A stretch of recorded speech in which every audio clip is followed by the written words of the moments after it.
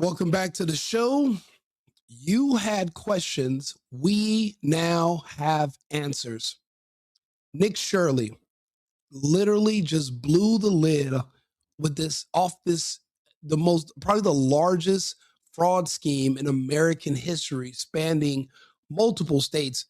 Till this day, till this very moment, we're still trying to figure out how far this goes. But see, a lot of the question that everyone keeps asking me is, Rico, how did this happen? I need the details. Now, personally, I've been speculating this entire time because I'm from an immigrant family. I understand how we look at Americans and look at America, especially when you're new to the country. The way it works is that, unfortunately, it's the same way with the mob. Remember the movies? Remember The Godfather? Remember Casino? Remember the Italians of old? They would bring people from the old country because they didn't speak English, so they were loyal to the rules and the regulations of your former country. Even if you're in America, you're still living like you were in Sicily or whatever. The same thing goes for immigrants too.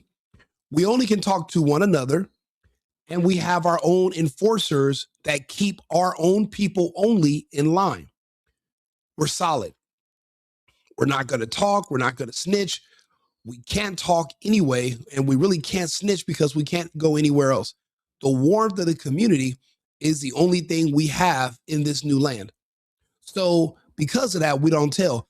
This is what makes us the perfect patsies for people that want to, for Americans who are looking for scapegoats to commit crimes, to keep themselves in power, etc. That's why it's like every Democrat state you go to, it's like they pick a country, they pick a struggle, and then they start to dance like those people, eat those people's food because they need you to vote for them, and they want to keep you in power. See, an immigrant, if you tell them who to vote for and they're afraid, they're going to vote for that person. An American, you can tell you tell an American one thing, they can go in that booth and do something completely different. Even if you give them money, there's no guaranteed that they went in that booth and did what you told them to do. These immigrants it's inconsequential, the future of this country. They just do what they're told. So, and honestly, watching a little bit of this video, they confirm this. So look, let's go ahead and start this video. I love how he does a breakdown of the different of the scams and how it works. Understand this thing is happening. This is happening in your exact same state as well. So let's take a listen so you can learn what to look out for and join the movement. I don't know about it. How come they said the building was closed?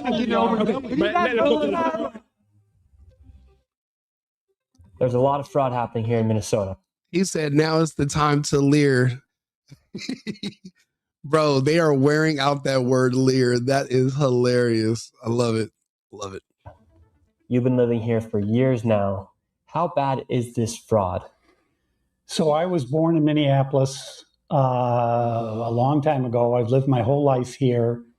And my opinion is that this is the worst fraud in human history, what is occurring in Minnesota and more specifically in the Twin Cities right now. How much money do you think has been sent around fraudulently here inside Minnesota? Over the years, I would say anywhere from 80 to $100 billion. Right now, the big controversy is with Tim Walz and his government and the fraud that they've allowed to happen within the Somalian community. Right behind us is Cedar Riverside, a location where it is very densely populated with Somalians. How have Somalians gotten into the system to fraud the American taxpayer? Well, so that complex you're seeing behind there, I attended the University of Minnesota, and in the area we're on right now, this is the West Bank, and it was always called the West Bank, and it was sort of the place to be when you're in college, and that was all student housing, 100%. That building you see in the background, it's now 100% Somali. And I can tell you confidently, they don't pay for their housing, they don't pay for their food, they don't pay for their vehicles. And on top of that, they have hundreds and hundreds and hundreds of fraudulent companies set up, and they're sucking billions of dollars out of the state of Minnesota. Remember, I told you guys a few days ago, I said, voting as an illegal in the United States is legal. Basically, all you have to do is be a warm body. You don't have to be a citizen. and they'll count you for congressional seats in your wherever they put you. But there is no auditing. And if you're an illegal, but you're caught voting, but the person you vote for, if they win, there's no recourse anyway. So it's in their best interest to bring people here who are going to help them with their fraud. I was explaining it to you. These people are not refugees from other countries. They're employees. Moving to the United States is a job. They're paid to be here. You're not. You're an American. You're not given anything to be here. They're actually recruiting families to move here to do business and to work, but to work for them. And by work, that means just live here. So they give you free food. They give you cash. You have free access to housing because you're being paid to be here so that you can illegally vote and illegally be counted on the census. The only difference is us Americans don't speak Somalian. A lot of us, some people don't speak Spanish. They don't speak Arabic. So you don't know what's going on with these people who have moved into your neighborhoods because we purposely do not talk to you. I don't care how many Americans are around. We stay in our own enclaves with our own people that speak our own language. We don't mingle and mix in with the locals. That's not the assignment. You guys have to understand you're being played and it's going on all around you. And they're basically just siphoning your money from your pocket without you knowing it. And they're using your goodwill and your good intention so that you don't ask any questions. You're going to have to get over yourself and start asking more questions.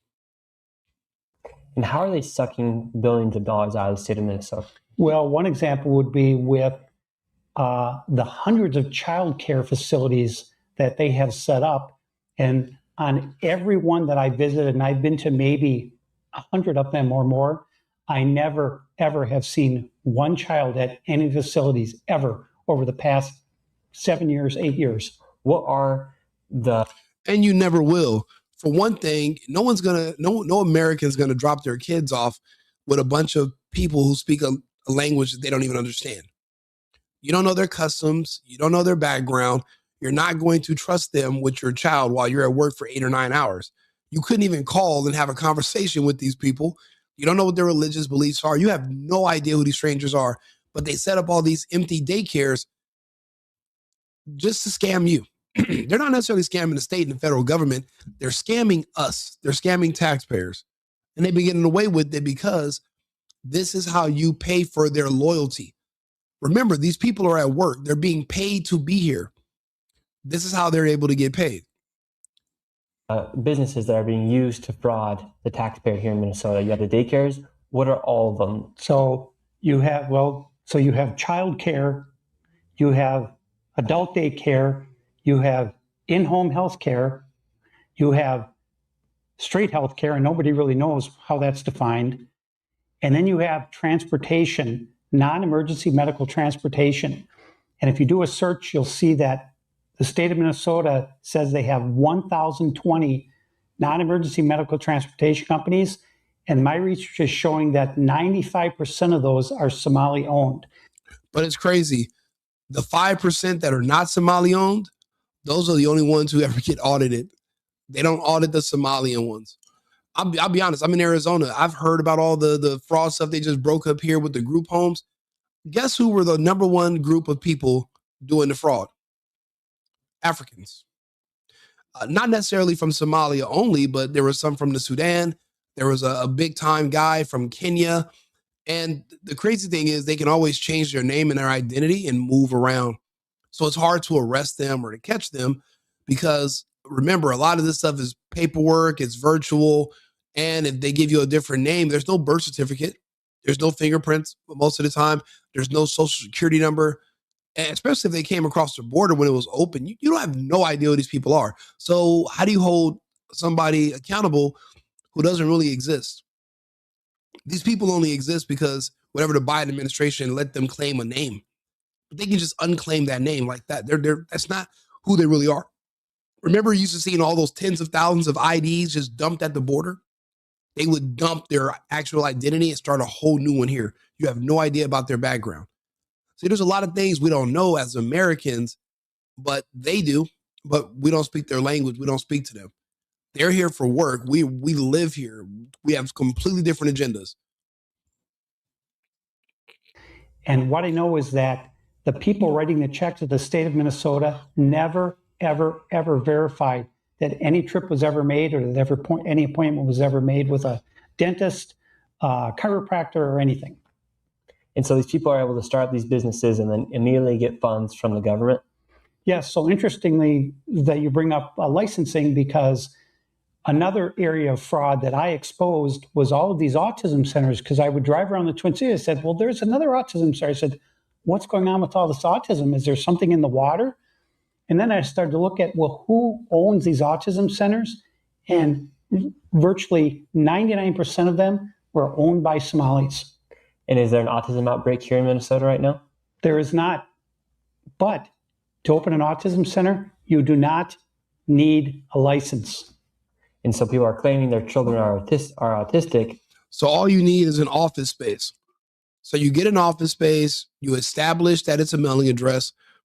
You might set up a fake phone number, a fake 1-800 number. And now you have an official office space or brick and mortar. And what do you like? So you just apply for the grant. You fill something out, and it's that easy. And then they're like, okay, give us your account number. We send you money. Or do you got to send in like a roll sheet? Because of all these businesses working together, they have to send in something. And if they're saying, oh yeah, we do transport, and we picked them up from the adult daycare and we drove them to the chiropractor, we drove them to the doctor's office, we took a translator, and then we brought them back home. So what, per person, if you're saying you're doing that for 50 people and you're billing $1,000 a day, you can see how you can rack up millions in just a matter of months. So when they're getting to these multiple millions in less than a year, like, it's starting to make sense, because they're claiming they're doing all these things with different people, but there's no one going out to verify if it's true or not. So you can just kind of say whatever. All it is just filling out some paperwork and sending it in, and then you get a check. If it was this easy for Americans, I don't think Americans would ever complain about anything. The reason Americans are complaining is because everyone's in on the fraud except for us. Like, when is there going to be a fraud that's only for Americans? Because everybody else is getting rich off of Americans, and Americans are literally doing worse than ever because we're playing by the rules. We believe in the country. We want to do the right thing. We don't want to have to stoop and resort to that level. But if we don't, then how can we compete with these fucking foreigners that are over here robbing us? Why can't we rob the foreigners? See, it's just not adding up. And I know people might say you're looking at it from the wrong angle, but maybe I'm tired of being on the receiving end of these ass kickings. Don't you want to start kicking ass yourself? I know I do. To receive money from the government. Yes. And the government, underneath Tim Walt's leadership, they're not going in, investigating, and doing. Bro, not just fleeced. We're being raped. This is rape. We're being held down and literally taken advantage of one by one by one. They're tethering their children, or they're getting over here and they're multiplying like rabbits, and they're literally solidifying their own base. Like, it's an invasion. And they have their own mafia of people that control their people. That's why every time you go to these buildings, you see the women are all working on the inside. The men are nowhere to be found until there seems to be trouble. Then the men pop up with their fucking sandals on, looking around and talking shit with their phones out. They're not necessarily built for war, but they can be a little intimidating for a guy like Nick. You know, he's a young kid. We're literally being raped by these foreigners, and it seems like everyone's okay with it, but yeah, we're not. I think we're going to start pushing back a lot harder. Doing their due diligence to say, maybe we shouldn't give this company $1 million. Well, so what's happening is there have been some sporadic inspections done at these facilities, and I have records of some of these inspections. And one inspection, they'll get 11 violations. A childcare facility with 11 violations, that is bad. I mean, unsanitary conditions, broken furniture, no play area for the children. And so they write these things in their report, but then they never follow up to make sure. They never physically revisit the site to make sure that any of those violations are corrected. What they accept is documentation from the center that they've made the corrections. So at the end of the day. So that's like expecting an agency to investigate itself. and then being surprised when they find there was no wrongdoing. That doesn't make sense. They're able to violate certain guidelines, yet they still receive money somehow. How is there not somebody inside the state who's saying, okay, we're seeing this fraud happen, let's maybe not just continue to give money to these people? So you've probably heard the term Minnesota nice before, which back in the old times, in the old days, it meant something. Now it's actually a curse upon us because the people here, the majority of the people, they're afraid of their own shadows. I'm an outcast because I'm exposing this fraud. I'm telling the truth. My family has basically disowned me because of all of this fraud that I've uncovered. And I've been called a racist, an Islamophobe, white supremacist, Nazi, all these things. I said, look, everything that I talk about is verified. I have it in writing. You know what's crazy? There's one word he forgot to mention. If I tell you guys what that one word is, I think you might uncover what other group is also defrauding us and our government and our people as well. No one called him an anti-Semite. I wonder who else, what other group is over here doing God knows what. And if you try to call them out or expose what they're doing, they'll call you an anti-Semite. Just keep that in mind. Keep that in mind going forward. I've gone to politicians. I've gone to Washington, D.C. over the years. I said, look, this fraud is out of control. This is approaching $100 billion. And now you see the U.S. attorney, they started with defeating our future, $250 million. I said, no, that's amateur hour. Then they said it's $1 billion. Now, just today, the U.S. attorney held a press conference and said the fraud is possibly as much as $18 billion, but we don't really know what period of time. And I'm telling you, it's way more than that. Let's talk to Arthur. Let's see how much money that is. Arthur, quick question. How many countries have a GDP of around $18 billion or less? Because the fraud that we're finding out in the United States with just the Somalian community when it comes to scamming, using daycares, etc., it's north of 18 billion. How many countries that's what their total GDP is?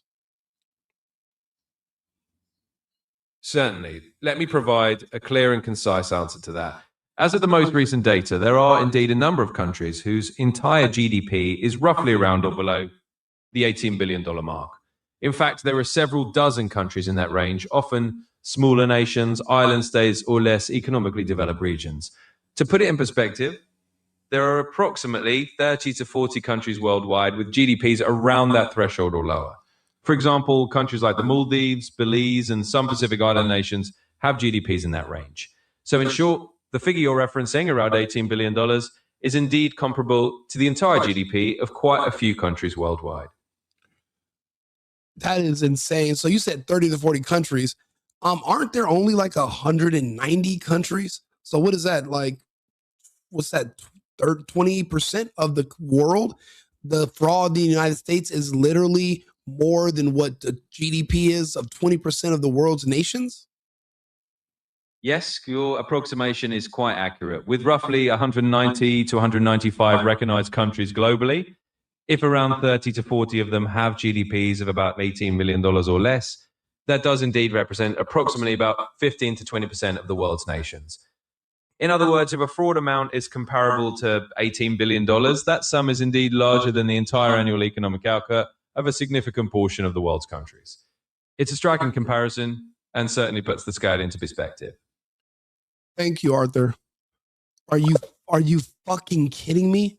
The fraud that we're finding right now because of Nick Shirley doing his investigation, he's already discovered more fraud than a GDP of 20% of the entire fucking planet out of all nations. Our fraud that we're discovering in just this one state is more than what the GDP is for 20% of the world. That just shows you how ridiculously gullible and unserious we are as a nation.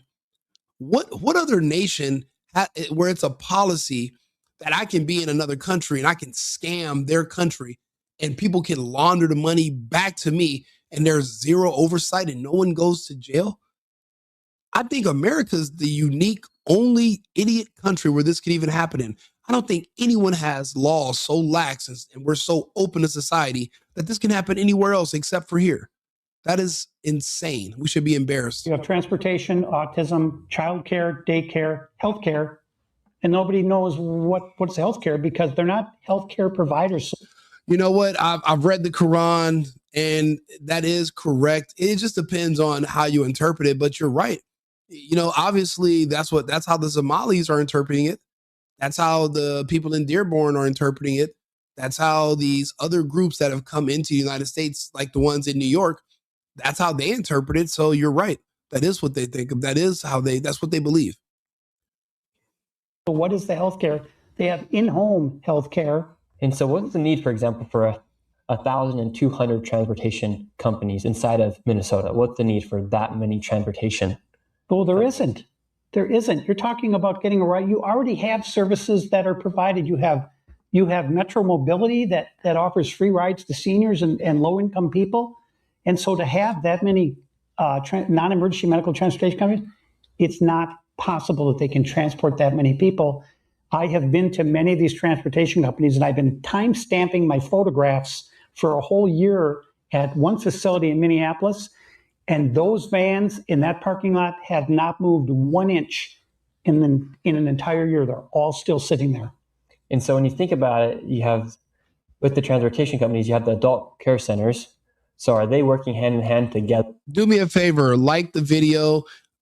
Please, if you could, follow the channel.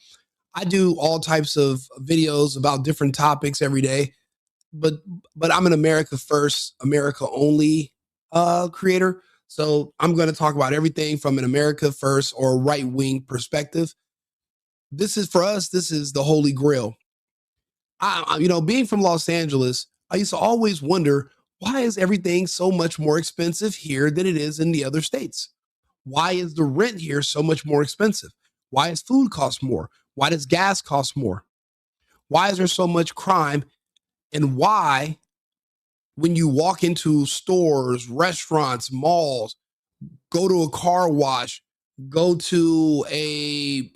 anywhere, why is there never anyone working besides people that are Mexican or of Spanish descent? Like, you mean to tell me there's no black people that work anywhere? There's no white people that work anywhere? Asians are only having jobs in Chinatown? Why is that? And then you discover that the reason California has been destroyed and has a fake supermajority stranglehold is because of illegal immigration and unwanted migration. And then you look at these other states that are being plowed and overrun and invaded and extorted and exploited also by foreigners and illegals. It's the same thing. These certain states, these blue states, are literally being gutted because these foreigners will come in and they'll support a very select few group of politicians who protect them and run cover for them. They even have the police chief in Minneapolis saying that we are going to protect you from ICE. They even have their mayor speaking fucking Somali. The dude looks like Trudeau and he's speaking Somali, pretending that he likes their food.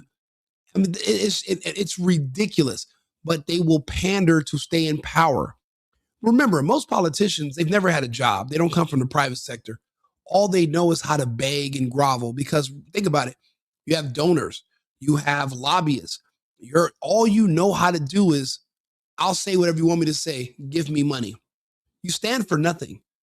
That's why if I ever run for politics, not saying I ever would, because I'd rather just work and be on the outside. But if I ever did, I'd literally just sit here and talk to people all day, every day from the governor's mansion. I would just sit and talk and let people ask questions. And I would literally, but then they wouldn't want somebody like me. I'm not good at keeping secrets. I'm not good at saying, oh, okay, yes. We're going to just make some, I don't care. I don't have a lust for money. I made a lot of money really, really young. And I noticed that, people are happier with less money. It doesn't make you happier. Happiness comes from within. But when these people are coming here from these war-torn countries and they come to the United States, not to become Americans, But to rob Americans, I lose respect for them. I don't care who you are. You could be from my home country. I wouldn't give a shit. I don't like you. If you're not here to be an American, then go the fuck home. But a lot of people get mad because I actually will say this to you directly. I don't feel any type of way about it. I don't feel anything. I'm just being logical. These people are here to rob us. They're not here to join us, which is my problem. There to then say, we're getting the services from them, the adult daycare centers, to then transport them to their appointments. So my feeling is this transportation deal is kind of the belly of the beast, because you also have these charter schools, and there's a school in North Minneapolis called Bonadier Academy. It's a K through 12 school. So wait, are you saying that Nick Shirley looks like a Somalian? I think you gotta get your eyes checked, brother. But I'll be honest, we don't have the resources to individually have 3 to 5 years to try to prosecute every single Somali. That'll take too long, and it would be too tedious. I think it's going to have to do like you said. They're going to have to be profiled. We're going to have to send them all the way back in groups. Another thing that was discovered, I believe, by Christy Nome, is that about 70% of the naturalization, the 70% of the Somalis that have been naturalized were naturalized due to fraud, due to marriage fraud. So they came here and they were like, oh, I'm a citizen now, because they committed the same type of marriage fraud that Ilhan Omar committed. They'll marry their cousins, they'll marry their brothers. And if you go to them and you say, hey, this is your relative, they're going to say, oh, you're racist and you're judging me based on my sexuality. What if I'm into incest? What if that's my thing? Like, are you going to judge me? That's how they use our own kindness against us. They use our own 1964 civil rights. They use it against us. They've studied us. They understand us better than we understand ourselves. We're going to have to turn off all this niceness. It has to go. It has to go with the fraud. So does the niceness. I'll be honest, the United States is going to have to turn into a bunch of New Yorkers. We need to be more like New York and less like Minnesota. K through 12. So that's 13 years, 13 classes, right? And they say they have 150 students. I found data that they have 136. So that's 10 people per class. If that's it, how is that possible? And they're getting somewhere around $20 to $30 million a year for what? Bro, that's crazy. You know, somebody in the chat had said that, oh, you're sitting here smearing these people. I have to remind you, the truth can never be seen as a smear. The truth can never be seen as insulting, because now your issues not with what I'm saying. Your issues are with reality. And if you have issues with reality, then that says more about you than it says about anything. I'm on the side of righteousness. I'm in the right.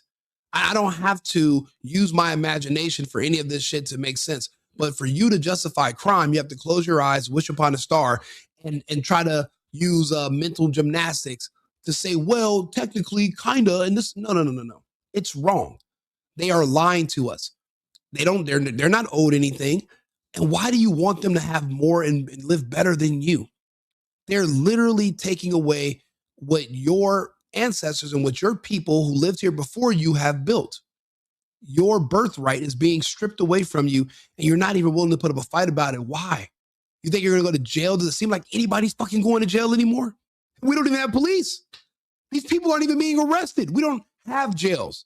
We don't have law enforcement. Not for illegals, not for immigrants, not for Democrats.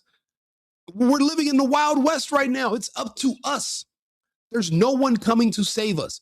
Nick Shirley's 23. What if Nick wasn't born? Then who would be sitting here making this video? Nobody. We just still be getting fucked. Aren't you tired of being ripped off by everybody?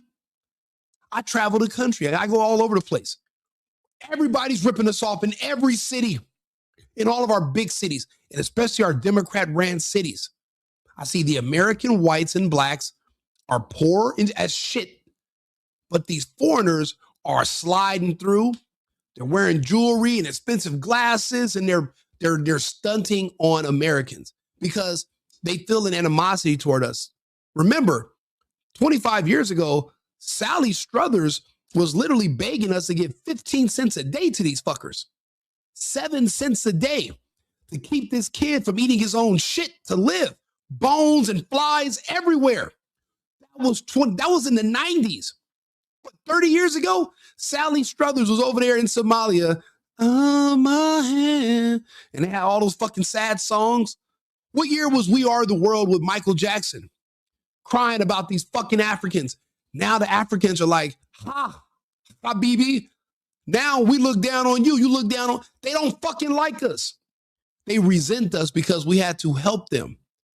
So what's their story? Yeah, we got it out the mud. We fought for our independence. We built ourselves up. No, you didn't.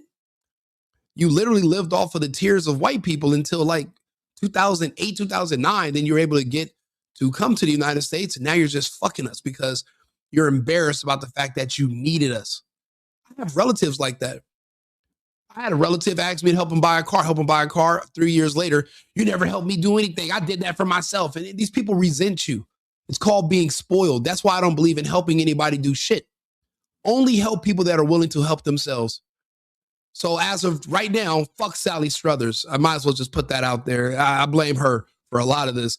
And you know what? If Michael was here, I'd take that goddamn glowing glove off and tell him what he could do with it, because he was the one convincing us that we got to help these fucking fraudsters. I guess hindsight's 2020. Did he know they were going to come over here and just basically exploit and spit in the face of the United States and wipe their ass with our Constitution, which they don't even care about. They don't pay attention to. They don't even speak our language. They have that little respect for us, if any at all. But I'm the bad guy for pointing out that fucking Sally Struthers is the beginning of this. She's the tip of the spear. We have to find Sally.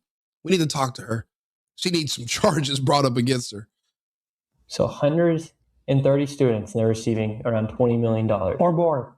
Yes. A lot of these schools are. Yes. The fraud here is like exuberant amount of numbers. How about as to how much they're actually enabling to happen here? We went to Ooh, Alex, sorry, had to put you in timeout.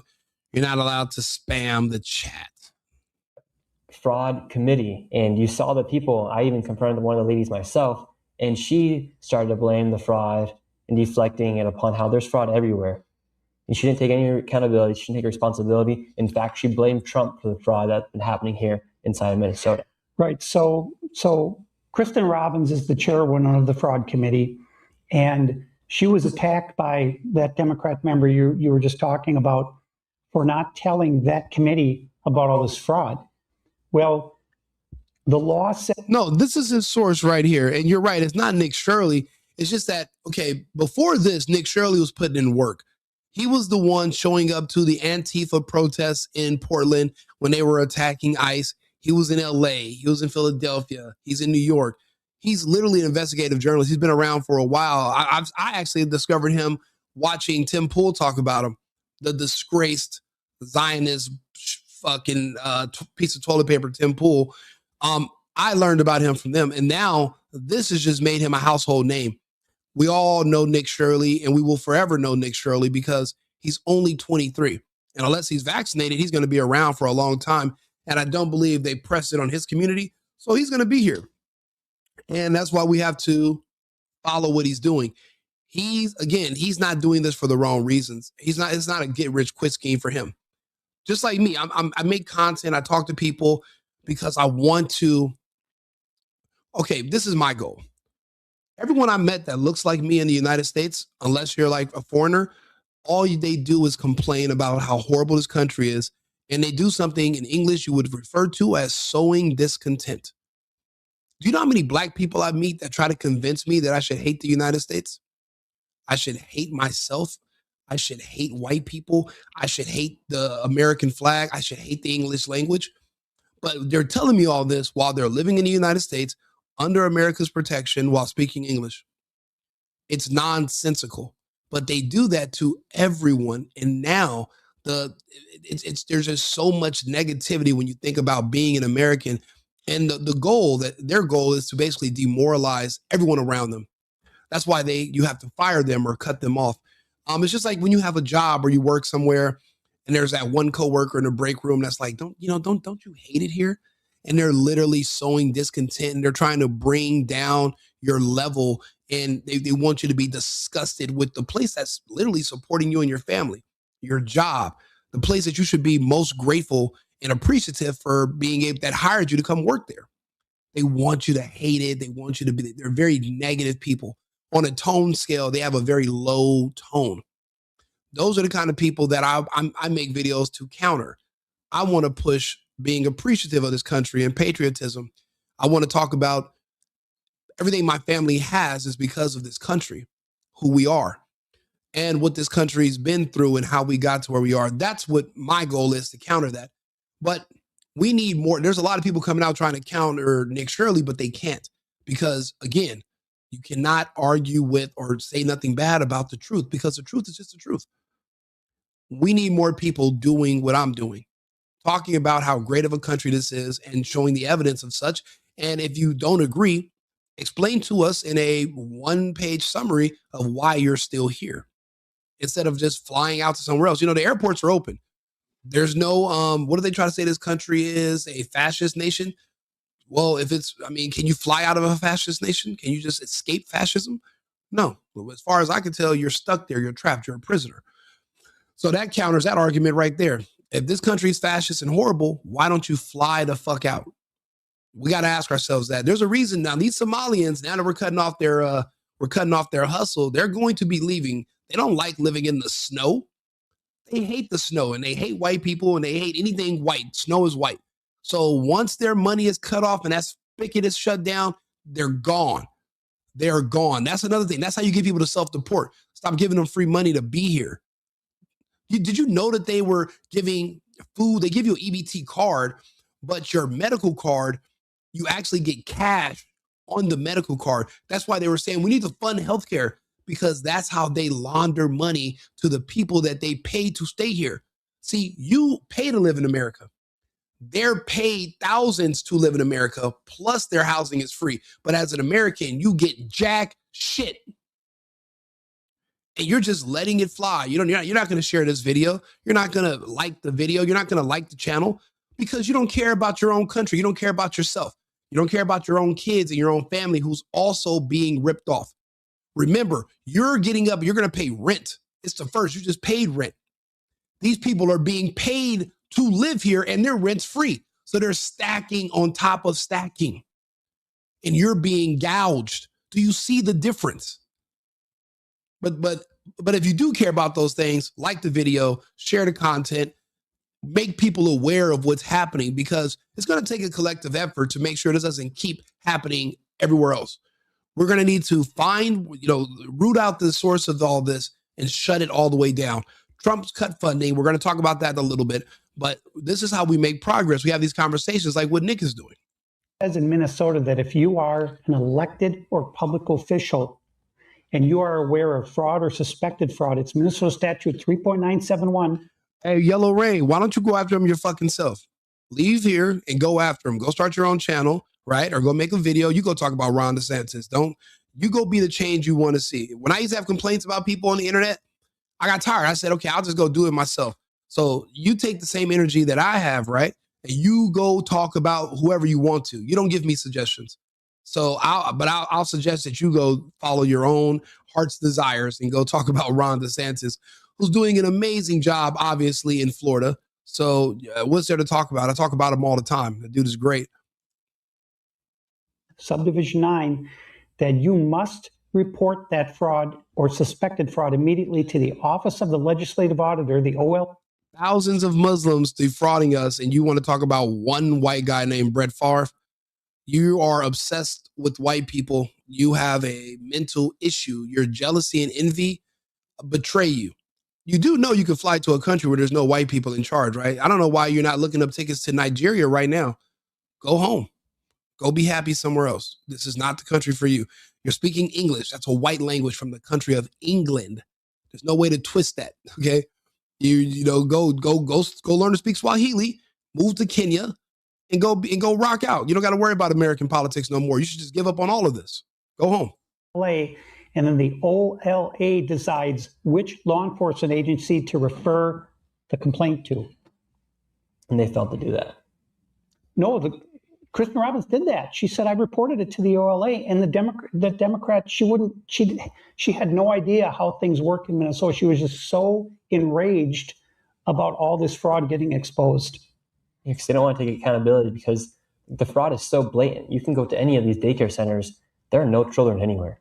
Last Saturday, I was in front of the governor's mansion, and I was attacked by 3 Somali men. It's on camera. I made a 911 call. Nobody came to help me. The week before that, I fought off a knife attack.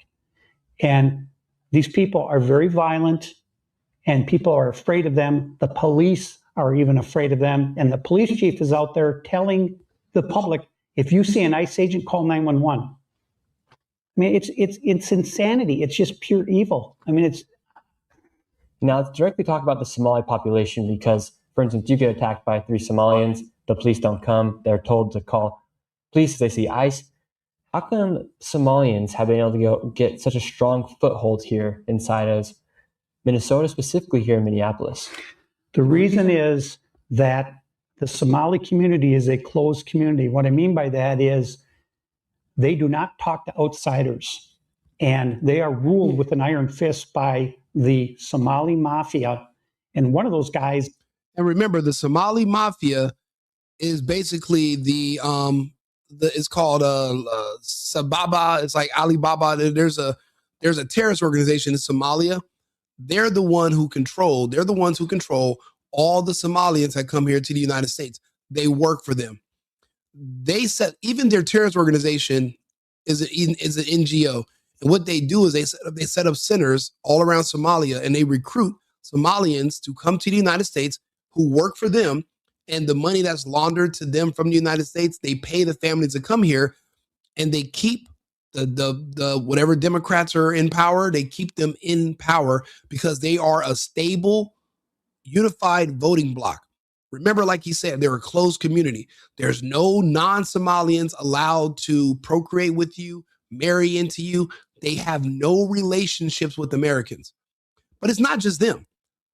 Other ethnic groups in the United States, that's how my people, for the most part, live. We barely started mingling a little bit, but we have our own enclaves as well. There's a little Havana in Miami. We have our communities in Houston. We have our communities in Philadelphia and in other cities, and we don't deal with Americans.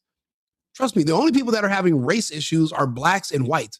Nobody else is trying to force themselves to be around anyone who's white, and we definitely are trying to avoid anybody black. The only race issues you're going to see are just basically between these two groups of people in America. Everyone else kind of just does our own thing. We stay in our own little enclaves. But is that healthy if you're trying to get people to assimilate? Absolutely not. Absolutely not. They're not going to have a loyalty to the country. And that's why I say if you love Cubans so much, if you don't want to speak English, you want to live like you're in Cuba, then go back to Cuba. Then you can do what the Cubans do. But if you want to be here in the United States, you're going to have to assimilate, learn the language, do the work. But if this is not where you want to be, then be where you want to be. Just go there.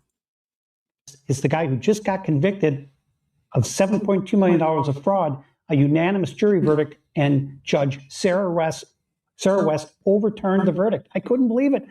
That was my. They're in Iowa as well. When did that happen? See? This is insane. Now, I've only been to Des Moines one time. I didn't know Iowa. I've heard about, I know they're doing investigative journalism in Columbus, Ohio, Seattle, Falls Church in Virginia. But I didn't even know about Iowa. But why not the whole Midwest? Why not everywhere? They can get away with anything. As long as they keep their mouths shut like the mob and they like the mafia, just no one's snitching. You can get away with anything in this country. That's insane. Discovery that all that fraud. I'm the one who got that guy brought before the jury, and then they find him guilty and they let him go. And now you have Keith Ellison who says he's going to appeal the verdict. Well, he's a Muslim. He's going to find a way to screw it up. So even if they are committed for fraud, that guy, he's committed for how much? 7.2 is what you. That is true. There is fraud in all of these. Well, yeah, think about it. Certain communities don't believe in hard work. They don't believe in work anymore at all. Since Martin Luther King, they believe the state owes them and the state to solve their problems. We refer to them commonly as statists, but the general term would be a communist, a Marxist. So that's why those communities don't believe in work. And once you do want to believe in work, well, they say you're a white supremacist, but you're just in blackface because you want to pay your bills, go to work, provide for your family. So it's all a lot of mental games in those communities. But if you have that much going on mentally, you're not going to be able to conform and work and be a productive member of American society. You just won't be able to do it. That's why there's so many of them in prison, you know. Unanimous jury verdict, 7.2 million. And then they just went ahead and released him. The judge overturned the verdict. He's walking free as we speak. How can a judge overturn a verdict? Then what was the point of even having a trial? Why even waste the juror's time?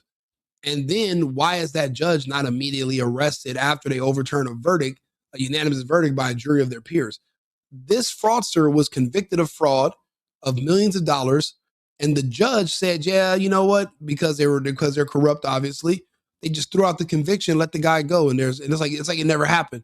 So all the money that went into the investigation, all the money to prosecute, all the time and energy of pulling people from a jury, going to jury duty, it's just demoralizing, because you wonder, like, as an American, why am I doing any of this? Why am I paying taxes? Why am I going to jury duty? Matter of fact, why am I paying taxes if all my money's going towards foreigners? It's not even going towards Americans. I can see if there were Americans that were benefiting from any of these programs. There's like zero, because Americans are too afraid of getting in trouble. But because Americans have a social security card and a birth certificate, you know who they are. You can hold them accountable. There was this one white woman in Minnesota that was caught doing this, but all the Somalians, she went to jail. All the Somalians, they left the country. They can come back. He can leave here as Muhammad Abdul, and then he can return in 3 months with a new beard and be Abdul Muhammad, and you would know none the wiser, and you'll give him a check for a daycare. Like, it's insane that how they're working the hell out of our system. Still collecting money from the state. And it's federal money too. So we need the feds to come in here, because this is not all state money. There's federal money that's involved here, and it's way beyond anybody's imagination, the total amount. The state. Yeah, you're right. It's not that easy to go after judges, but it's just like, maybe that's, maybe we have a weird, twisted idea of how secure our country is because of Netflix and TV shows. We don't want to see ourselves as being inherently corrupt. But I don't trust any judges anymore. I've seen more judges my whole life. I've seen judges and law enforcement working together, right? Judges are at the bench, law enforcement pull people over, bring them to the bench, the judge administers sentences, whatever, they work together. This is the first time ever I see police or someone arresting someone and judges trying to get them out of jail. Like, now we're going in different directions because these judges are leftist, Democrat, pedophile ideologues. A lot of these judges are sickos too. They sell kids to the prison industrial complex. They like kids, and I used to see this sometimes where I'm like, how did that pedophile not get life in prison? 2 underage kids making videos. He got like a prison sentence deferment and some kind of where do we live? Well, I didn't know we lived in this type of country. So we have enough problems, but we don't need to compound them with fucking foreigners. We have our own people that we got to deal with. That's why the borders are shut down, and we're limiting or stopping immigration altogether from everywhere. Doesn't even know. The feds don't even know. And so, for instance, why would that judge bow down to the head of the Somali mafia here? What I can tell you is that it's a voting bloc, and what they say is, if you do something to go against our community, we're going to vote for, and they all vote together, and there's ballot harvesting, I've seen them do it, that we're going to vote for your opponent unless you do what we tell you to do. And so it's all purely for votes? Yes. And so this building right here, Cedar Riverside, major, massive apartment complex. How many Somalians do you think live in there, for instance? Well, this is just one complex. You've got 20 more just like this around the Twin Cities, and they're all Somali. You're talking probably 100,000 or more people, and they're all living rent-free. They're driving a vehicle that you paid for. They're eating food that you paid for. You know what? Gotta go. You're right. I've seen the little Mexico, but see, that's the thing. Once you're a Mexican, you move to this country, you are a voting bloc, and you're kind of similar to everybody else. When you're a newcomer to the country, you only talk to your own people, you speak your own language, you're in your community. But once you're 1 or 2 generations in, well, now you're a Chicano. So now you're a Mexican American. So now when the Democrats are thinking you're going to still vote for them, they're like, yeah, I'm not into all the gay stuff and all the mutilation. Now you're no longer a guaranteed solidified voter for the left. So now what they understand is this is the sauce. You got to keep bringing in new people, because once somebody becomes Americanized, well, obviously they're going to become conservative, because nobody anywhere on earth besides in Canada and in California, no one likes trans kids. There's nowhere on earth that you can go where people are like, oh man, we love gay kids. We want to see a lot of gay kids. I want to see a little boy dancing on RuPaul's Drag Race and doing all those weird, all that fucking shit they do in New York. Nobody wants to see that anywhere. And once you tell people, oh yeah, that's a part of what we're into, so, vote for us. And they're going to be like, yeah, no, fuck off. I don't care if you gave my family welfare 20 years ago and free housing and you helped us avoid immigration enforcement. I don't want my kids to be gay. Nobody does. So then you have to import new people who are just not going to have ask questions. They're just so happy to be here. Then you're just giving them tons of money. They're going to just shut the hell up. But the problem is you only have 15 to 20 years before certain people are going to turn conservative. That's why they have to keep bringing in new. That's why Trump said we have to shut down immigration altogether, because they're not bringing these people over here because they just want to help these people. They're bringing them over here to use them to go against their political enemies. And that's not the right purpose. And now we see what it takes to get them to stay loyal to you. You have to turn a blind eye to them committing fraud against the country and against American taxpayers, which cannot be allowed. If I'm making any sense to you and you agree with what I'm saying, please subscribe to the channel, like the video. My Cash App is right there if you want to continue to the movement. I'm building a media company. That's why I do so much content. I have a co-host who's really just an AI, but me and him talk all the time. He's great. But I'm going to be bringing on guests, and I like to have conversations, but I like to do it in real life. So I'm setting up a studio, so all the donations help. And I'm actually just now barely getting monetized on some of my YouTube channels, but but that only happened because of you guys. I don't know how. All of a sudden I got this huge spike in subscribers, and they sent me something about the partnership program or whatever. I'm just grateful you guys are here. And I know it might seem like I'm just going really hard on immigrants, but I'll be honest, fuck these people. It's America first because it's Americans first. But I have to be clear, it's Americans only. I'm not worried about anyone else. If you're looking for me to be a liberal and say, oh, I love everybody, I don't. I just don't. So don't expect that from me. Why did they call me Rico Limbaugh? I'm basically like Rush. People think I'm like, they're like, you sound like Rush. I think Rush Limbaugh was great. Even the stuff he said that people called racist. I don't think pattern recognition is racist, because then you would have to say reality is racist because there's a pattern there. Remember what I said earlier? Your problem is with reality, then there's a problem with yourself. It's nothing to do with me and my words. You have a problem with the pattern I'm saying, then you take that up with reality. It's nothing to do with me. But we'll get back to the video, but just think about what I said. If you want to contribute, if you want to spread the message, if you agree with the message, stay tuned in and make sure you like the channel and follow. Everything they do is something you paid for. And for instance, that entire block will then go and vote for one specific candidate. They'll have one person go there and collect all the ballots, and nobody tracks. They could say they have 9 people living in an apartment. They're going to send them 9 ballots. And then they have someone who comes along, collects all the ballots, and they fill them out, and then they deliver them all to the ballot box or wherever they deliver them all at once. Let me see. Basically what he's saying is this: no matter where you are in the United States, election fraud is legal. It was until Trump took over this year. Election fraud is 100% legal. The reason I say it's legal is because you're not going to be arrested for it, even if you're caught. And here's why. I remember in the 2020 election, of course, I voted for Trump.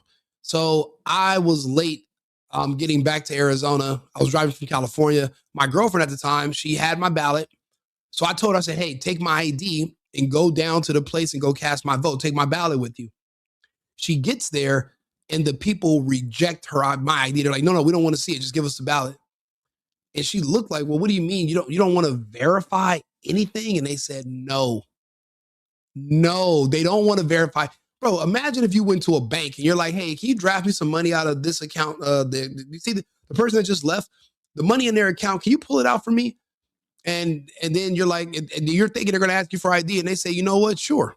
Here you go. You'll be like confused. Like, wait a minute. You mean to tell me there's no security in the bank? So if you need an ID to drive, to go to the bank, to do pretty much to fly on an airplane, why wouldn't you need an ID to vote? And it's because fraud is legal. That's why. And you're not going to go to jail. No one's going to get prosecuted. No one's going to get the book thrown at them because we're not a serious country. Hopefully that's going to change this administration, but we shall see. The night is young. There's no verification. Nobody's doing anything to know if these people are even citizens that are voting. Kicking granny, your granny deserves to be kicked. Just wanted to say that. And how well have they integrated into society here? Not at all. It's either you do things their way or you're a racist, you're an Islamophobe, and you will be attacked. My life's been threatened many times. I've had people tell me, just stop doing what you're doing. They're gonna take you out. And I can't do it because everybody says somebody ought to do something about that. I'm that somebody. I'm the guy who's doing something about it. What led you to want to do this where you're so passionate about it? Somebody who's willing to sacrifice his own life and the friendship with his own family to do the right thing. We have a word for that here in the United States. The word is a hero. Where you've done your own investigation. If you were working for the government, you'd be called a whistleblower. Thankfully, you're a whistleblower in your own way as far as you're coming out with the information, with the numbers. When we went to all the daycare centers, you had the numbers specifically as to how much money these people have been receiving at these daycares. And there wasn't a single daycare inside of the Minneapolis-St. Paul area that wasn't receiving at least $1 million. Yes. As Americans, we are all in the wrong line of work. And apparently with some of these daycares, they'll give you $1 million even if you only have a capacity of 3 kids. So you mean to tell me, like since when? I thought daycares had to be paid for by parents. Isn't that what child support is for? So why is the government giving money to daycares when child support is supposed to cover supporting kids because you have to do private pay? I don't understand that part. Like, why are some daycares getting money from the government and other ones are on their own? Like, what makes these Somalians and these illegals, what makes them so special? Why are they better than us Americans to the point where they can get American money, but we're not allowed to? We're barred from it.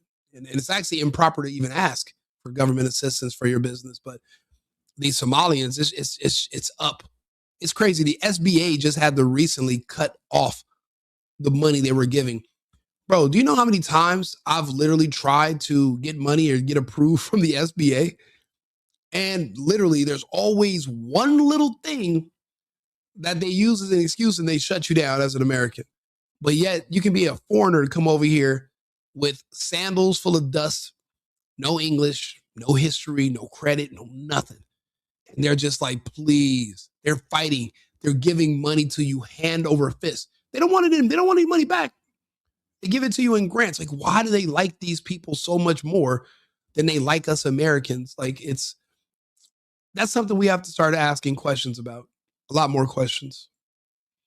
So we hit 3 of the top. And so when you're talking about money going to the daycare, we were looking just specifically at CCAP money, which is child care assistance payments. And the one daycare we went to on Chicago Avenue that said they had 102 children, they got $3.6 million in fiscal year 2025. And in 2024, they got $2.8 million. And how many kids did we see there? 0. In fact, we didn't see a single child at any of the child care facilities. And that's the way they all are every single day. And I want to keep going in about how Somalia has gained such a stronghold of this area of Minnesota. They're building mosque block to block in St. Cloud. That's just about an hour away from Minneapolis. And here in Minneapolis and St. Paul and the Twin Cities, you have entire apartment complexes where there are not a single white Caucasian living inside. Right. And then you also have, I've heard in Rochester, it's pretty bad as well. But how did they come in and then expand to the point where they kicked out everybody from a college area to where the point where they have now the apartment complex? How have they expanded so much here inside of Twin Cities areas? It's because they all stick together. They all sing the racist Islamophobe mantra over and over and over. They'll lie. They'll say you assaulted them, do all these things until eventually they force people out. Right up the road from us is Palmer's Bar. It opened in 1906. I used to go there because you could drink when you were underage, and I went to the U of M, say, hey, you could have a beer. And that place was legendary. And what happened was the residents who live in that building right behind us filed so many false reports against patrons of that bar. You know, it's crazy. If these people are so incredible, if these people are not credible, why are you listening to them? I know if I thought somebody was really not credible, I wouldn't give them the time of day. I wouldn't listen to shit they were saying. But I notice you guys keep saying that about Candace Owens, yet you're watching her content. I know you guys might say that about Nick Shirley. You might say that about myself. I've seen them say that about Mr. Let Go and, you know, Ian Carroll and you know, and these different people. But yet you're watching our content. I don't waste my time watching content that I don't find credible. So I don't know. I think that you're saying one thing, you're doing another. You remind me of my ex-girlfriend. Let's go out for drinks. In the bar itself, that the city went to the owners of Palmer's Bar and said, look, you either shut down voluntarily or we're going to drag you through and we're going to make you spend a lot of money and we're still going to shut you down. So my ex-girlfriend's in the chat, so I'm taking shots at her all night. Love you, babe, but I hate you. Well, that bar has been shut down, and now they're going to turn it into what? Another mosque. So they push out what used to be Minnesota staples, such as Palmer's Bar, and now that bar is turning into a mosque. There's a mansion over on 24th and Park Avenue, historic building. They bought that. They're turning that into a mosque. They're building another brand new mosque not far away. And it's like when you're in a dream and there's something really bad happening to you and you're screaming and all these people are walking by and nobody hears you. That's what I live every day. That's my life every day. But I'm committed to doing what I can to end this. I just want it to stop. And how have you seen the weaponization of the word racist and Islamophobe take power here? It's incredibly powerful, and it's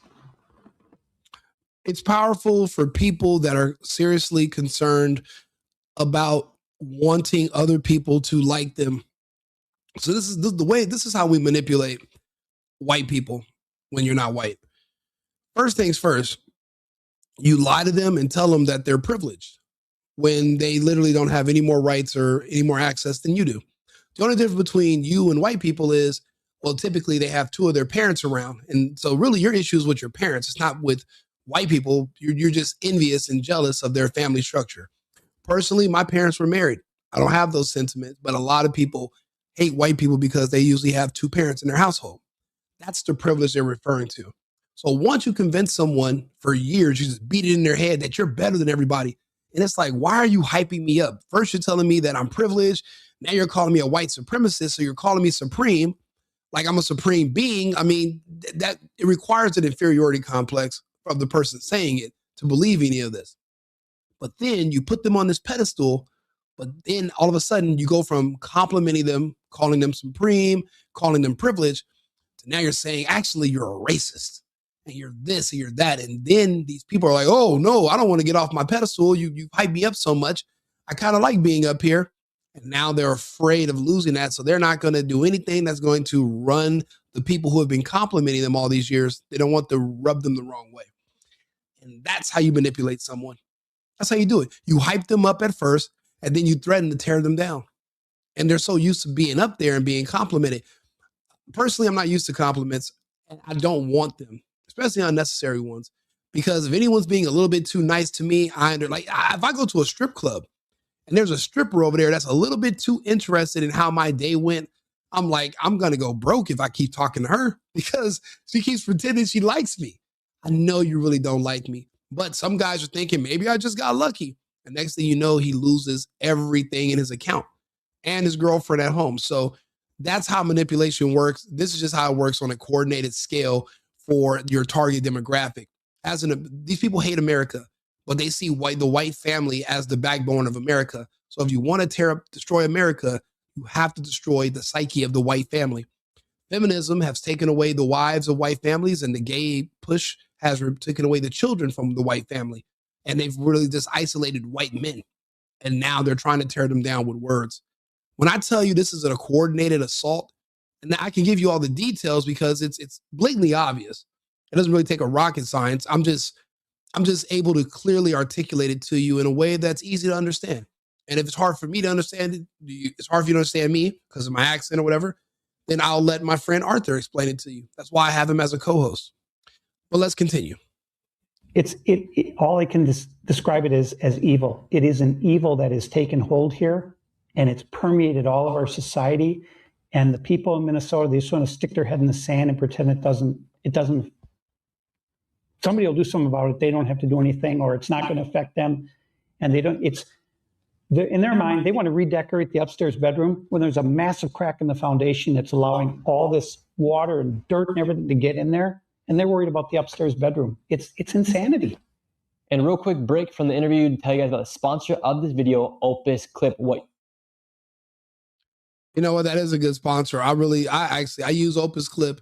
If they offer, actually, I do ad reads. I might let them know they can contact me because I actually use their clip thing every day. When you go to my channels, you see thousands of videos on my Instagram. A lot of that's all Opus Clip for the most part. So I will do it. They're actually a good company, and it's worth the money in my opinion. Right here, this is going to be Somali World Headquarters outside of Somalia, Minneapolis. And don't you know, the state flag of Minnesota was changed from this beautiful historic flag to the flag that is almost exactly the same as the flag of Somalia. Well, Tim Waltz said your old flag was racist. Yeah, it was a farmer with a plow horse. So Tim Waltz is a self-hating Caucasian person that was extremely empathetic to the Somalian cause, or was he just playing a role to get those votes and stay in power? It seems like people don't have any loyalty to the country. They are just loyal to power. And that is the definition of evil. Historically, that's what's been the definition of evil. That's racist. Why? Because it's somebody working? That's racism. Tim Waltz, he's an interesting man. He's enabled a lot of this fraud to happen. And God bless you too. Upgrade America first, America only. Underneath him. Was the fraud happening before Tim Waltz as well? Well, likely yes, it was, because he's going for his third term as governor. So Tim Walz is from Nebraska. He was a teacher. He lied about getting a Nebraska Chamber of Commerce award. He lied about his military service. Everybody. How can you be from Nebraska and become the governor of Minnesota? Like, I can just become a governor of another state, even if I don't really live there. Like, are there any restrictions? Why in my brain do I think that you have to have all these requirements? Apparently, you can just do whatever, whenever, wherever you want to. Nothing matters, apparently. There's no standards for anything. So, I don't know. I think as Americans, we need to just become more aware that we can do more than we even think we can do. We need to realize that. Because if Tampon Tim can do it, and he's missing a chromosome, then the rest of us are a shoe-in. I promise. He's scared to death now that this fraud has been exposed, and he's scrambling. And he has a press conference on gun control. I go, what are you, gun control? You got $100 billion of fraud, and you're going to talk about people not walking around with machine guns? It's crazy. 18 billion in fraud is more than 20% of the world's GDP. 20% of the countries on earth do not have a GDP of 18 billion. And that's how much fraud we're having in just a couple of states in the Tri-City area. It's insane. When I think about how this is all playing out, I'm embarrassed. It just shows us that we're weak. We're militarily strong, but if you can just get past our military, we're like silly putty. We're just mushy and just soft. What is it? The 1920s? And inside these apartment complexes, not just Cedar Riverside, how do they force, because this one right here, you only see Somalians. How do they force any other race, white, Asian, black, Mexican, how do they make it so that these apartment complexes are only their apartment complex? So there are a couple of ways they do it. One is to incessantly harass any non-Somali tenant so that they have to move out. I've seen this happen in California, in MacArthur Park, in certain parts of downtown LA. There were certain apartment buildings. If you were not Latino and spoke Spanish, if you were white or you were like some sort of European or Asian, They would literally make you so uncomfortable living there, and they would force you to leave out, and they would give a rent break to another person from their own background who speaks Spanish. And literally, that's how they just take over entire areas. Like, people don't understand. They talk about integration. It's forced most of the time. Most people just kind of want to be around their own people. And but it's not fair, because if you're supposed to be equal and the color of your skin shouldn't matter, you shouldn't be able to push out people you don't like so that you can get away with doing more crime. Because if there's nobody who's not from your group around, then guess what? There are no witnesses. And that's a problem. That's why this is like organized crime. That's why I said it's a mafia. Or they file false complaints, multiple complaints against someone until they're evicted. The city will come in, if it's a city-owned building, if it's income housing, and they'll evict that person, and then the Somali moves in. And that's how they've been doing it all around the Twin Cities. Folks, I'm just telling you, as bad as you think it is, it's 10 times worse.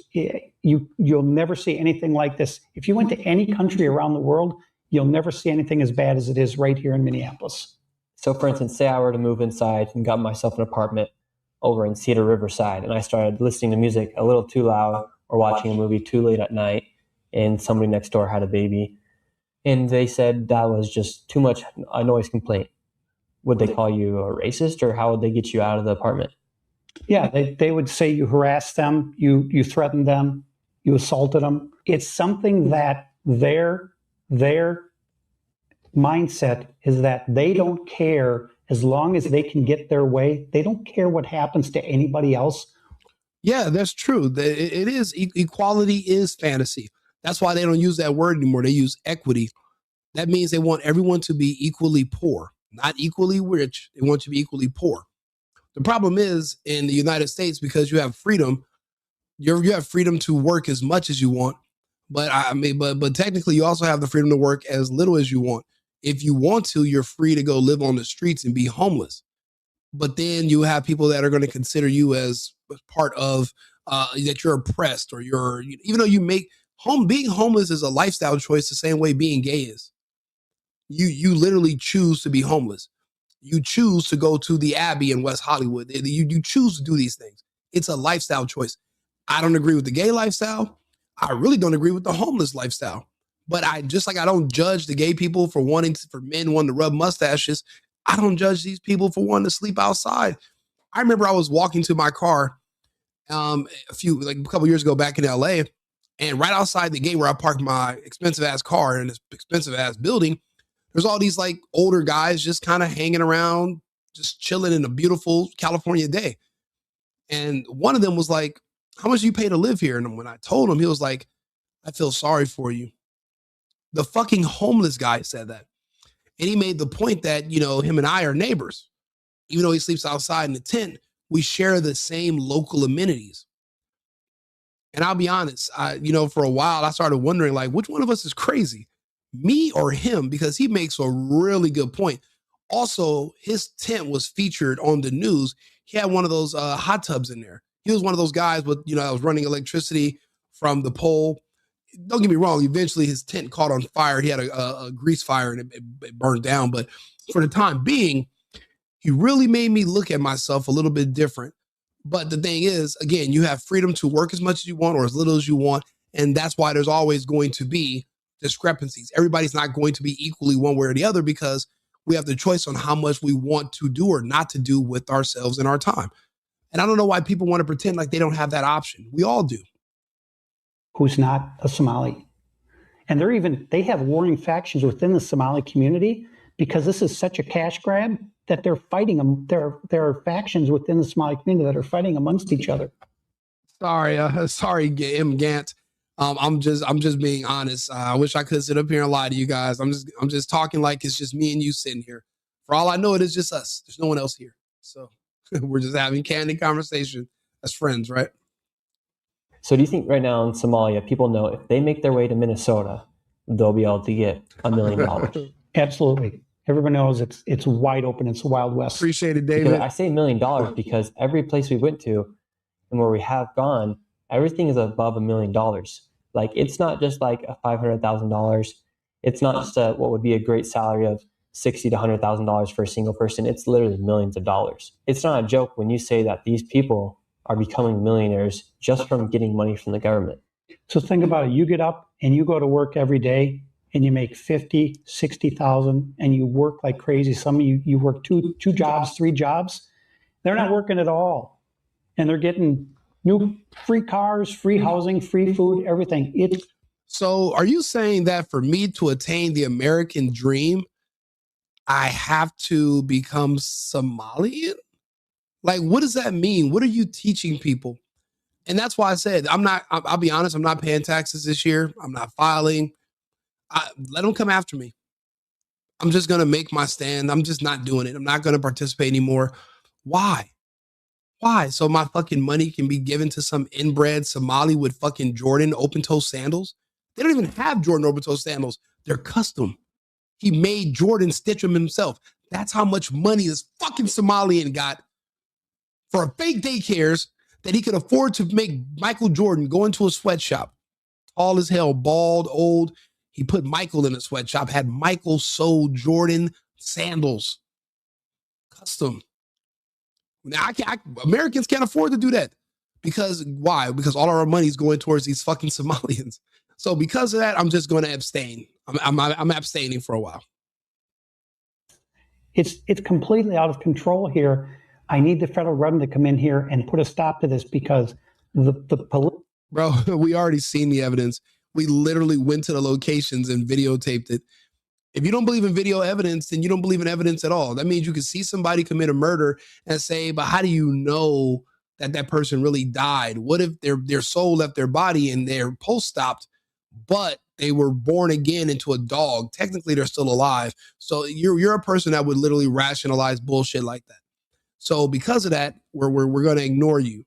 So, but we're gonna humor you, but we're gonna use you as an example. You're not blocked, you're not cut off, but we're going to use an example of, you don't lose a chromosome like Tim Walsh or this guy and say ridiculous shit like this. We don't do it. Be better than this. But we need you here to make an example. So don't go anywhere. Keep talking. Political will in Minnesota is not here to do it. And because that money that they receive what are they? Are they grants? Are they relief? What are the money? The IRS did not do shit about all this Somali fraud before Trump. The IRS is impotent. The IRS hates Americans. They love illegals and they love foreigners. They just don't like Americans. They are targeting Americans. They're not going after these Somalians. These Somalians is rich as fuck. And nobody from the IRS is kicking in their doors. Even before the daycares are audited, their books would have been audited by the IRS. Why weren't they? So obviously the IRS is impotent as well. Or it's just another organization like the FBI, where until Trump took over, they were only targeting Americans. They're not looking for terrorist groups, not looking for anybody. They're looking for Americans, and especially Americans that go to these school board meetings or that have questions about scandals in the country or election fraud, or Americans that just showed up on January 6th to the People's House to peacefully protest and show support to our politicians and hope they made the right decision that day. Yeah, that's what they used our FBI for, to target Americans, old ladies, grandmas, people with trespassing charges. So yeah, I don't want to hear about the feds or the IRS. I have like zero faith in any of them. That they get, what do they label that as? Well, so interesting you brought up grants because that's a whole nother, so they have a thing called Minnesota Deeds, DEEDS grants. And I looked at the list of grants that were just issued this year, and they're about 75% Somali owned. So those are more money they're just giving them, and they're not even tracking what's being done with the money. They fill out a form saying, we're going to use it for this. Nobody follows up. So you've got childcare, you've got transportation. What are those? What's that money labeled underneath that? When it says, for instance, when $1 million is sent to a childcare, is that? By the way, you guys might want to start taking notes. I know I am, because this is them telling us exactly how the Somalians are doing the fraud. Think about it. What if you do the exact same thing as the Somalians, except you actually do the business? You take in kids, you market, and you sign people up for healthcare. What if Americans, right, copy what the Somalians are doing, but instead of having fake kids and doing fake business, what if this is a novel idea. Not saying it's this is novel. Let's say we just do the actual business and we don't even scam, but we apply for all the same funding. Let's see if we can get some of the same results and do better. Money labeled as what would it be? Well, it's a number of things. It's CCAP, which is childcare assistance payments. It's SNAP benefits. It's learning. So they separate it as learning. So we're learning. So we're not just a childcare. We're teaching them something. So there are all these separate payments that are going in. So there's no one label because it's coming in from all these for all these different things, but it's all coming from the Department of Human Services. And it's crazy. I'm actually working. I'm going to be doing some more stuff in healthcare. And I'm literally, but it's different in every state. In California, we have a different name than we have in Arizona. But you can do this in your own state. You can offer services, and the government will subsidize some of them. The others are going to be private pay. I'm just a tech guy. I'm used to working on a computer, but I want to be more hands-on. But I didn't know that it was actually this easy to get into. You can even be a foreigner with no identity and literally barefoot, flies everywhere, and you can get money, and you can just literally do business. You can do fake business. But what if you want to do real business as an American? You should have the same access, even without the flies. Or maybe flies around you everywhere is the sauce. Maybe without the flies, the government's not going to trust you or take you seriously. Maybe that's the difference between us and them. It's the flies. We got to consider everything. I don't know. You can't say it's not the flies. Maybe you can't say it is, but you really can't rule out the flies. That could be a big part of this. And so with that money, say they get $1 million into the daycare, will they have to pay taxes on that $1 million? Or is that tax-free money?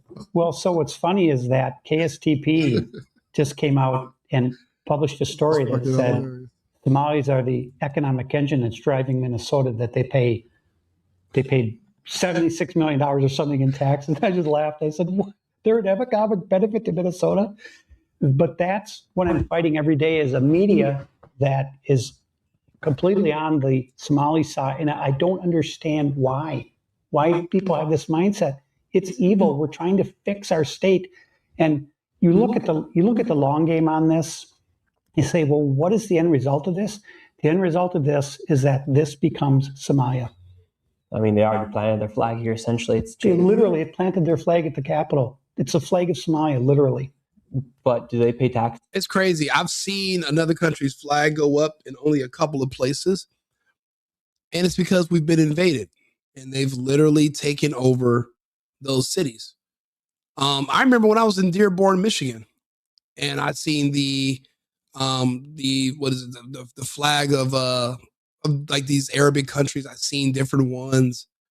And I was like thinking, okay, maybe it's a holiday or something or whatever. No, they invaded. They took over. They're just not as vocal as the Somalians, but they're all from the same region, Northern Africa, Middle East.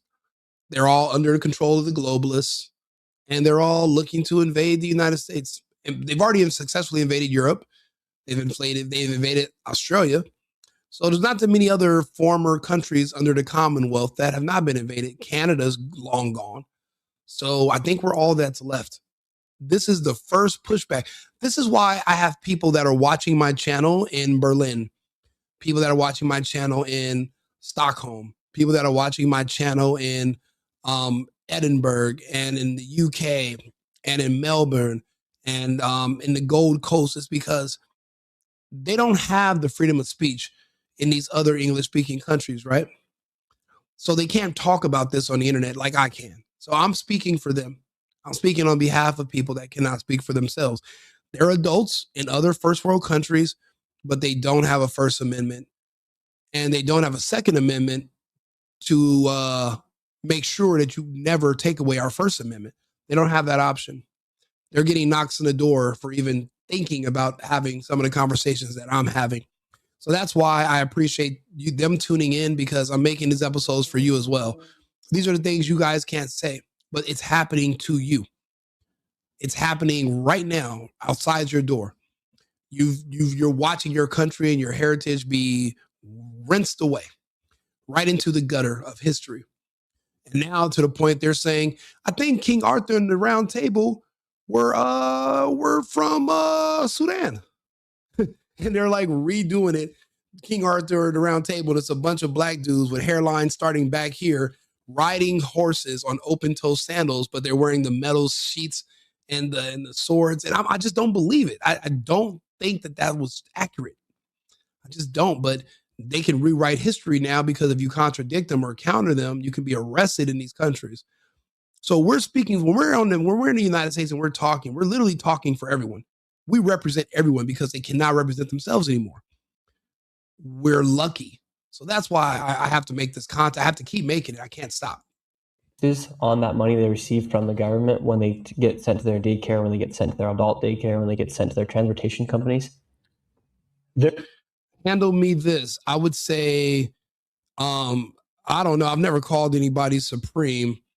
And I don't know. I don't think the KKK I don't think they're as effective as me, just because I've never seen their results. I know what the Crips and Bloods can do. I know what Gangster Disciples and Vice Lords can do. I know what Latin Kings and Tren de Agua and Say Trece. I know what these ethnic gangs can do. I've seen their results. I've never seen the KKK do anything. They seem impotent.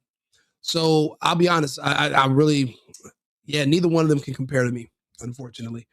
I'm way worse. So I'm glad you're tuning in. Thanks for the support. You're supporting somebody worse than the KKK. Congratulations. They're paying a different rate, if they're paying any at all. And a lot of it is being redirected. So there's stories that they're funding al-Shabaab. And so this money typically doesn't go directly back to Somalia, the money they send back. Oh yeah, handle me this. You're welcome. You're welcome. They'll send it through Saudi Arabia. They'll send it through Kenya, because then it's not a direct link from the Somalis here back to Somalia. So they're routing it through a third party. So that's called laundering. We call that money laundering, when you're running money through a third party to obfuscate being discovered. When you're trying to hide it, you're smuggling. That's laundering. Different thing about them funding al-Shabaab and terrorist organizations. But I want to get to my point. It's not Alibaba. It's al-Shabaab is the terrorist organization. That is the NGO that organizes recruiting families from Somalia to relocate to the United States to expand their empire and to strengthen their politicians while they're empowering themselves. That's how they're expanding. Al-Shabaab. Is that money that they are getting from the government, will they eventually pay tax on that, or is that just tax-free money essentially? I don't know. I can't get any of the tax records from the state. Because, for instance, if me or you make $1 million, we're going to be given 40% back to the government. If you live here, you're going to pay probably 50%. Yeah. So if they get $1 million, none of it, they aren't getting taxed on that, most likely, especially if it's as just a loan, not even a loan. It's just money that they're giving to the daycare to take care of. It's not government benefit. To my understanding, it's not considered income. Yeah. Because it's an assistance payment. And so that's why they are doing all these businesses that are based off of assistance for daycare, for adult daycare, for transportation, because they're getting money for these companies. You can label them as assistance versus being for profit. Listen to what they're saying. They're giving you the sauce. If you want to make the money that these illegals and these foreigners are making, you have to do it a certain way. Opening up a business saying that you're a daycare is one thing. Opening up a service saying that I'm an assistant, I do daycare assistance, is another. You have to look into this. I'm looking into this because I'm tired of all the illegals and the foreigners with the Jordan open-toe sandals that are custom made by Jordan. I'm tired of seeing them run all these laps around Americans. Like, people want to say America doesn't have the talent because we're not too bright, but then we let these people run laps around us. Maybe you think Trump's right? What if that's true? Because if we can't figure this out, then what can we figure out? If we can't figure out how to not let these illegals run daycares and steal money from us, then how can we build bombs and batteries? Maybe there's some credence there. Maybe that's what he's talking about. Because does it require that much of a talent to walk into a building with a camera phone like Nick Shirley and say, "Hey, is this even a real business? Does that take a rocket scientist?" I don't think so.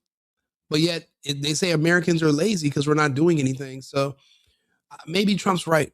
You know, I hope he's not. Let's prove him wrong. But I mean, it's not looking good right now. Correct. That's exactly right. Now let's talk about Al-Shabaab and the money that's being allegedly sent to these terrorist organizations in Somalia. The money they send back, they'll send it through Saudi Arabia, they'll send it through Kenya, because then it's not a direct link from the Somalis here back to Somalia. So they're routing it through a third party. So that's a whole different thing about them funding Al-Shabaab and terrorist organizations. But I want to get to my point. It's like, is that money that they are getting from the government, will they eventually pay tax on that, or is that just tax-free money essentially? I don't know. I can't get any of the tax records from the state. Because, for instance, if me or you make $1 million, we're going to be given 40% back to the Or more. government. At least. If you live here, you're going to pay probably 50%. Yeah. So yeah, if they get $1 million, none of they aren't getting taxed on that, most likely, especially if it's as just a loan. Not even. How old do you have to be to know how things work in government and in society? Because what you're saying is that being over 18 doesn't make you an adult. You don't know anything. So at what age do you have to be before you know that you're being ripped off? How old are these Somalians that are over here ripping us off? How old do you think they are? Do you even know how old they are? Do you care? What does it matter how old he is? If he's talking about that he lives in this country, shouldn't we all by 23 years old, 22, 21, shouldn't we all understand how the systems and things work? So how old are you trying to say he should be before he knows what he's talking about? And is knowing what you're talking about, is that based off of age or based off of you reading and learning and experience? Are you saying you just wake up at 38 years old and now magically just know everything? Or can you be 21 years old, but because you study, you read, and you've learned how things work, you'll be more educated about certain topics than people 3 times, 4 times your age? I mean, which one is it? Even alone, it's just money that they're giving to the daycare to take care of. It's like, it's not government benefit. To my understanding, it's not considered income. Yeah. Because it's an assistance payment. And so that's why they are doing all these businesses that are based off of assistance for daycare, for adult daycare, for transportation, because they're getting money for these companies. You can label them as assistance versus being for profit. Correct. That's exactly right. Now let's talk about Al-Shabaab and the money that's being allegedly sent to these terrorist organizations in Somalia. Spoke to a man who, he's also a whistleblower who used to work for the police department inside of the airport. He said every single week, literally millions. You said, I don't care. You spelled Somalian people wrong. You spelled Somalian with the W. You got to use an S. Millions of dollars worth of cash would be funneled through the airport, through TSA here in Minnesota, at the Minneapolis airport. How are they moving the money from Minnesota, from the taxpayer of Minnesota, back into these Somalian-run businesses, into the hands of people like Al-Shabaab, who are linked with Al-Qaeda? So anyone who travels knows that if you have over $10,000 in cash, you're going to get stopped by TSA, and they're going to want to know, where did this money come from? And if you're a couple traveling together, they're going to combine the money that you're carrying and say, okay, what is the total amount that you're carrying? That's insane. I literally was talking about this in a video about a week ago, about how if it could be over 5,000, if you're caught with a substantial amount of cash, the police will stop you at the airport and they'll write you a receipt and they will confiscate your money. It's called, I forgot what it's called when the police do it. Matter of fact, let's just so you guys can look up the word. Let's hear. Hey, Arthur, what's the word for if you're at the airport and you have a bunch of cash on you and the police stop you and they confiscate your money and then they write you a receipt and you have to go to court about it? What is that called? I forgot what it's called. What you're describing is commonly known as civil asset forfeiture. In other words, when law enforcement officers at an airport or any checkpoint take possession of a large amount of cash because they suspect it can be tied to illegal activity, that's a form of civil asset forfeiture. They'll issue you a receipt, and you typically have to go through a legal process to attempt to get your money back. Hey, quick question. Can you look up, they were finding Somalians that had millions of dollars in their carry-on cases in their luggage, and they were flying out of Minneapolis, St. Paul airport to the Middle East and Somalia. how are they able to take that much cash in their carry-on and fly out of the country? How were they able to do that without having to go through asset forfeiture the way us Americans would have?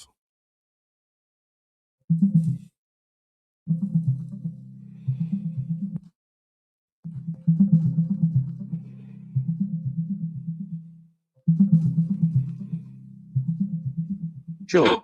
In short, what you're describing is indeed a scenario of civil asset forfeiture. In the United States, when someone is carrying a large sum of cash, like those travelers flying out of Minneapolis-St. Paul Airport, the police can seize that money if they suspect it might be linked to illegal activity. The travelers then get receipts and typically have to go to court to try to get their money back. It's a common legal process under US law, and yet it can happen regardless of the traveler's nationality. In other words, it's not about bypassing forfeiture, it's that this legal mechanism applies to anyone carrying large amounts of cash under suspicion. Well, no, I'm asking, how did those people, those Somalian guys, how were they able to fly out with millions of dollars in their carry-on and not get stopped by the police and not have that money confiscated? How were they able to get through? How were they able to get away with that?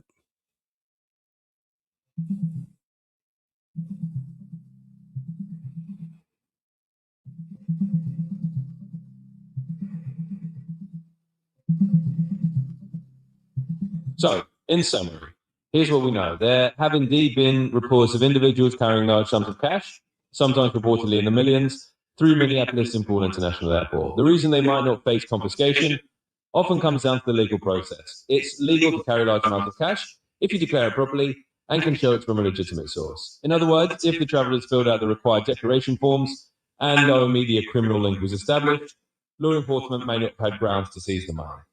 Essentially, the presence of cash alone isn't illegal and may need probable cause to connect it to a crime to justify confiscation. That's so weird, because when it comes to dealing with Americans, they have asset forfeiture. But when these are foreigners, they're allowed to travel with that much cash, and they can just fill out a simple form to declare that the money came from somewhere legit, but they don't have to tell you where it came from or where they got it from. And they're able to just fly out of the country, while us Americans are literally held hostage. And it takes us a year or more of going to court just to get back money that we've legally earned. And it's not like we were committing a crime when they confiscate our money at the airport or on the side of the highway. We were just traveling, and we have our money forfeited in asset forfeiture. But these international foreigners that are traveling around committing fraud, they're able to just slide right through with no issues. Like, it's insane to me. But thank you, Arthur, for your help.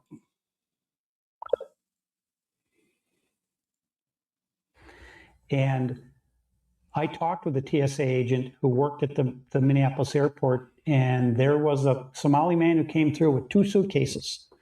And he put on his declaration that he had $750,000 in cash. And so the TSA agent said, whoa, wait a minute here. And so they took him to a secure room. They opened up the suitcases. Sure enough, $750,000 in cash. And so she called the police. The police came, and then the officer said, well, I've never had this before. This is such a large amount of money. He said, where'd this money come from? The guy said, I don't have to tell you. I don't know. And so he called his superior, and the superior said, okay, I got to make a call and get back to you. And then he called him back and said, you got to let him go, because he declared the money. He goes, no, we can't let it. So they're not even verifying where these funds came from. And so how deep does this go? How many people are involved? How bad is this? Because, I mean, how does somebody acquire $750 in cash? For instance, you can't even go to the bank right now and ask them for $100,000. You'd have to go through a big process to get that much money in cash. Exactly. Banks don't have hundreds of thousands of dollars or millions of dollars on tab. You have to literally order that money from a mint, and then it has to be delivered to your bank. So that's the only thing I can think of. But where are they getting all this cash? And then the fact that they're allowed to fly it out of the country, it's not even being spent here. That's why we said our resources are being siphoned away from us. They're literally taking our money and sending it other places. It's not even being recycled here in the United States.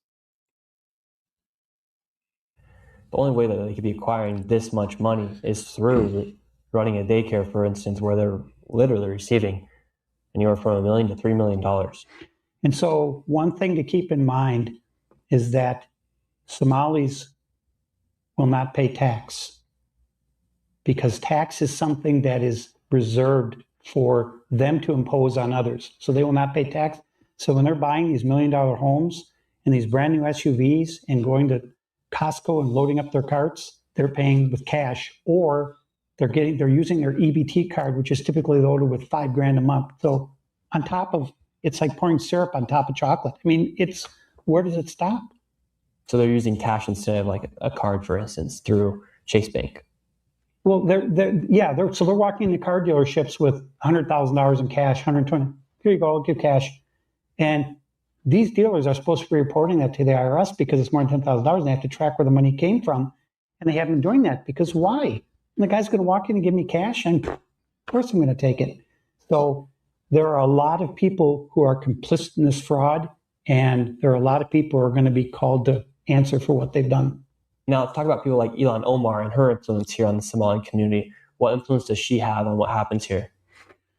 Well, she's a key reason that we have so many Somalis here. She was a big proponent of drawing them in because once she realized how loose the regulations were here on all of this money, this welfare money, this assistance payments, she started bringing the Somalis in, and they came in from all around the country. So not only were they coming from Somalia, they were coming from Texas and Florida and New York and everywhere else, because the word went out, you got to come to Minnesota because it's open season here. And so that's why, and they're still coming here, and they're still gonna get money. And so Ilhan Omar is, I mean, she's the godmother of the Somalis. And so whatever she says goes. Yes. And you keep referring that Somalians don't move alone. If one of them moves, 10 of them move. Yes. So that's how they're able to multiply and almost compound here as far as their populations. And so the idea is that they want to repopulate as quickly as possible. So that's why all these Muslim women you see, they're always pregnant all the time. Because when you have all these children, now you can start to overtake a city, a society, and now you run for school board, you run for office. We had a Somali guy, I couldn't believe he didn't get elected mayor of Minneapolis, but Jacob Fry, who was elected mayor, he's even worse. He bows down to the Somalis. He tries to speak their language. It's embarrassing. And it is embarrassing. Look, we're halfway through this video, but we're an hour and 40 minutes in. I'll be back on in about 30 minutes. We're probably going to finish out the video, and then I have like 3 other topics to go over. So we're going to be doing different lives all night. Do me a favor, subscribe to the channel, like the video. I'll be back on. I appreciate you guys and all the channels. We're streaming live on 8 different platforms right now. So I appreciate you all for being here. I'm going to respond to the other comments, and I'm going to also tell you, everybody, thank you for sending in those cash apps. I haven't been able to check them because it's on my computer, it's not on my phone. But once I end this, I'm going to check it again. And I've already seen them coming in. I want to say thank you so much, you guys, for supporting the channel. I appreciate you. Remember, America first and America only, and God bless you as well. Upgrade. I'll see you soon. Please subscribe and come back. I'll see you guys again shortly. Thank you. I've been needing to find a new apartment, which has not been easy with credit as bad as mine. Luckily, I found cosigning.com. They connected me with a cosigner who helped me get my dream apartment for me and my dog. I just paid a small fee and was able to move in fast. Get the cosigner you need for the apartment you want. Check out cosigning.com today.